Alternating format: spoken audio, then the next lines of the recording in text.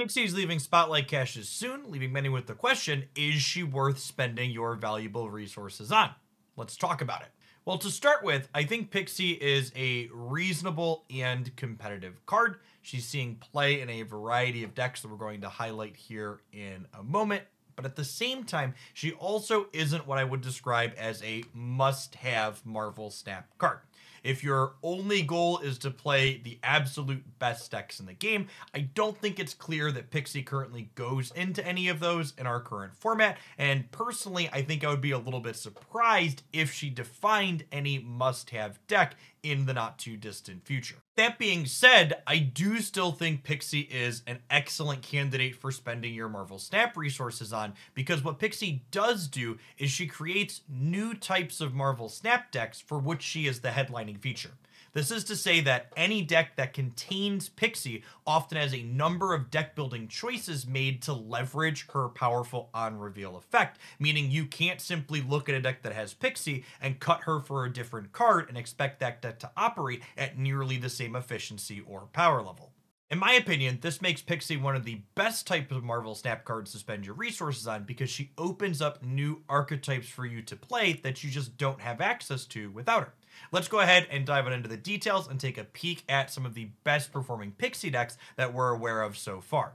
I'd like to start off the deck highlights today with my personally favorite Pixie deck, Pixie Bast. The core of this deck really highlights what, in my opinion, is ideal Pixie deck building. Specifically, Pixie wants to be played inside of deck lists that have low to the ground energy costs, lots of things that cost 1, 2, and a handful of 3s, as well as a handful of more expensive cards that are reasonable to play on their own, but can be super powerful when their cost is reduced significantly, especially when your opponent might not be expecting it. This particular deck list leverages Iron Man as well as Valkyrie as big bombs that work with Bast cleanly, while also offering absolute blowout potential when Pixie reduces them to 1 or even completely free when she swaps them on occasion with Wasp. This deck list also does something that I think is important for every successful Pixie deck to do, which is having functional draws that are powerful and reasonable when Pixie either doesn't show up or doesn't shuffle our costs in a way that's beneficial for us. This deck list, with the power that Bast can add to everything that we're playing, in tandem with Bishop and Hitmonkey putting points into play, as well as Valkyrie disrupting our opponent's larger things, is plenty capable of winning games of Marvel Snap, even when Pixie doesn't get to really do her thing. Most importantly, I think this is a great Pixie deck to highlight if you might be interested in the card, because she really helped this deck get over the top. I've played a lot of variations of this Mysterio, Bishop, Hitmonkey, and Bast in the mixed archetypes over the last year and more of Marvel Snap, and they have been coming up quite short for the last few months, and Pixie really feels like the missing piece of the consistency puzzle in combination with everything else to let this deck really be competitive. My second favorite Pixie deck that's been putting up reasonable stats on Untapped as people climb back to Infinite is this Moongirl She-Hulk double up deck. I think this is again an excellent showcase of the power Pixie can bring to the table by adding consistency to these shells that have felt close before but didn't quite do what they were looking to do consistently enough. Specifically, this deck list where you're looking to Moongirl double up your She-Hulks often fell short in the games where that specific 2-card combo really didn't come together, and Pixie allows us to make multiple big plays at the end of the game by making a Magneto or Doctor Doom play out really cleanly alongside a She-Hulk on the last turn of the game, or in tandem with a variety of other cheaper cards thanks to all of the energy Pixie can help this deck generate. It again fits that mold that I think most good Pixie decks play, where we have this handful of more expensive cards and then 6 or more cards that cost just 1 or 2 energy that we can shuffle onto those big bombs for great profit, and more importantly, cube equity, because our opponent won't know exactly what we're slamming and for how much energy. The existing archetype that definitely benefits the most from the addition of Pixie is Lockjaw. Lockjaw is already playing a variety of 5 and 6 energy cards to pop out of your Lockjaw path, and it was already playing 0 energy cards in Wasp and typically Yellow Jacket for you to use with Lockjaw efficiently. Now with the addition of Pixie, you can take Yellow Jackets and Wasp 0 energy cost and swap them onto larger cards to get a big surprise at the end of the game, especially when used in tandem with your dog. Now this particular deck list that we're looking at, which has reasonable stats on Untapped,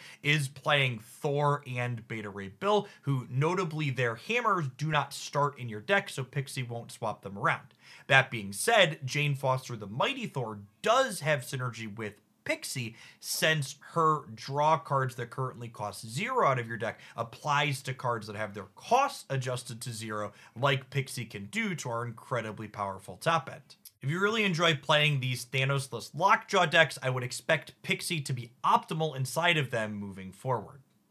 Our next existing archetype that's seeing strong performances with the addition of Pixie is this Dracula dump variation. Similar to the others that we looked at, we see this handful of expensive cards, then a variety of cheaper cards whose cost we love to borrow to shuffle onto them. I think the big thing Pixie does for this deck that it wasn't able to do before is providing some key redundancy in the games where Dracula is nowhere to be seen or where his strength is not enough to win the game outright on its own for you. Being able to just realistically play things like Destroyer, Infinite, and She-Hulk all together over the course of the game is a big deal when Pixie really gets to pop off for you here.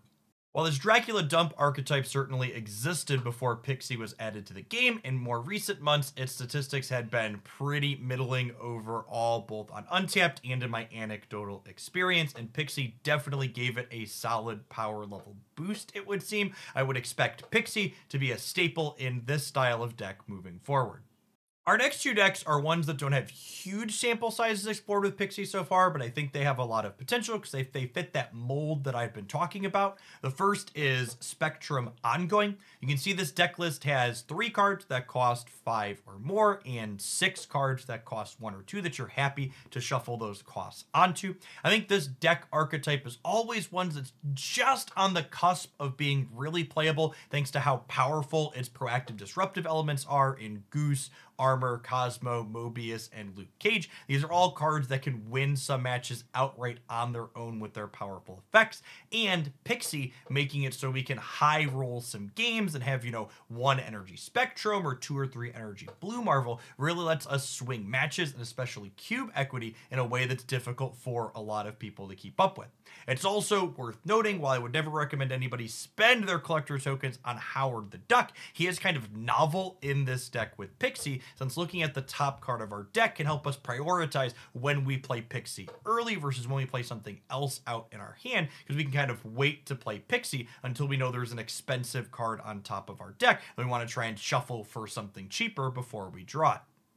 Our next Pixie deck list is one that's a little bit out there, but stay with me for a moment and I'll talk you through it. It's Pixie Move Bounce. This move bounce archetype focusing around Ghost Spider, Human Torch, and Iron Fist in tandem with cards that pick them up and put them back down has been on the fringe of the format for a little bit, and in the hands of top players has been finding success towards the top of the Marvel Snap ladder for a little while. That being said, I think this archetype does have people go over the top of it with some consistency, and playing bigger cards like Spider-Man 2099 and Heimdall always felt a little bit out of reach when I was working on iterations in the past. You just didn't have the time to play these expensive cards while also executing our lower to the ground game plan to make a big number. In enter Pixie for yet another deck list that has a ton of very cheap cards and potentially wants to be playing a couple of more expensive things to swing games in big ways when Pixie's effect allows you to do so. This deck list can put out big numbers, it can disrupt with 2099 and Mobius, and Heimdall is an absolute monster when your opponent is not expecting him to cost just a couple of energy compared to the 6 that he typically starts with. Finally, the most established archetype that I think Pixie slots really organically into is the High Evolutionary Soaking archetype. This deck list has always played a really healthy mix of expensive bombs and cards at the bottom end of their curve that Pixie really loves to be able to shuffle the costs between. Past just having the energy curve that Pixie really loves to play with, I think she actively solves a problem this deck has always struggled with, which is having enough time to deploy all your stuff. In previous formats, this deck list has always tried to lean on magic, creating limbo for a 7th turn in the game, but that is inconsistent, especially into decks like Thanos that have Reality Stone or lockdown decks playing Storm that can readily remove that 7th turn and stop your game plan in its tracks. Being able to accelerate with Pixie, as well as our latest season pass card in Hope Summer, really gives this deck the ability to play an efficient 6-turn game, putting people in the ground way before they typically expect to in this matchup.